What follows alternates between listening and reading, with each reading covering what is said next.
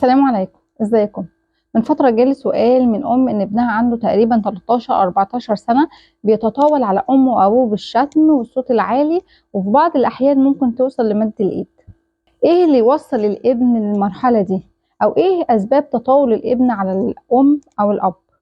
اول حاجة عدم وجود الاحترام المتبادل في البيت. الاب بيزعق وبيضرب وبيشتم الام، او العكس، الأب والأم ما بيحترموش الولاد. رقم 2، التدليل الزايد وعدم رفض أي طلب للابن من وهو صغير، اتعود إنه مفيش طلب بيترفض له. رقم 3، التهاون والسكوت على تطاول الابن من الأب والأم، وتقبلهم لغضب الولد وصوته العالي بداية من هو صغير لحد ما يكبر.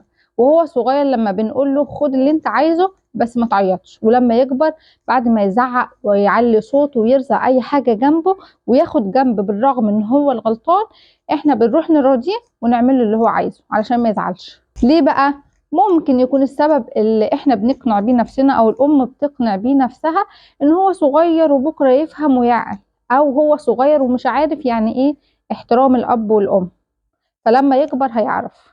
في نوع تاني بقى من الامهات ان هي بتبدا تعامل الابن بالمثل، ان هو بيزعق ويعلي صوته فهي تبدا تزعق وتعلي صوتها، وهو يعلي وهي تعلي اكتر.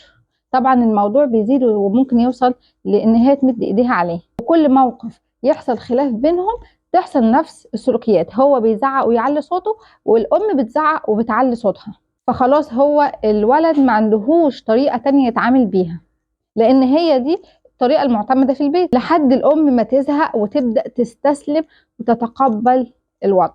فالطريقتين غلط. مش صح ان احنا نسيب الولد يكمل في التطور والصوت العالي بتاعه، ومش صح برضو ان احنا نتعامل معاه بنفس الاسلوب وهو يجرنا في السكة بتاعته. طيب ايه الحل؟ اول حاجة لازم تعرفي ان مفيش اب او ام يخافوا من ابنهم. الاب والام لازم يكون ليهم هيبة واحترام، ولازم الابن يكون عارف ده كويس قوي.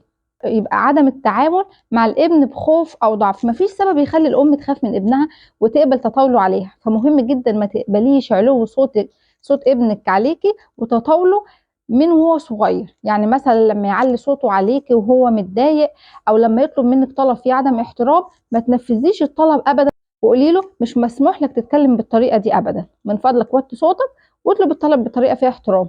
وعلميه وهو صغير يطلب ازاي، لو سمحت يا ماما ممكن تجيبي لي الحاجه دي، وما تقوليش ابني مش هينفع معاه الكلام ده، لا بينفع وبتجيب نتيجه. لو ابنك كبير وبدا يكلمك بصوت عالي او اسلوب ما فيهوش احترام، قولي له انا مش هكمل نقاش معاك ومش هكلمك الا لما تهدى وتوطي صوتك وتتكلم باحترام، وتسيبيه وتمشي فورا. ما تكمليش معاه نقاش الا لما يكلمك بصوت واطي، لان نهايه ده هتبقى زي ما انا قلت في الاول، هو هيعلي صوته وانت هتضطر تعلي صوتك قدامه، وانت اللي هتخسري هيبتك قدام نفسك وقدامه. اخر حاجه لازم يكون في احترام متبادل في البيت، الاب بيحترم الام والام بتحترم الاب، والاب والام بيحترموا الولاد. واخيرا اوصيك بالدعاء. السلام عليكم.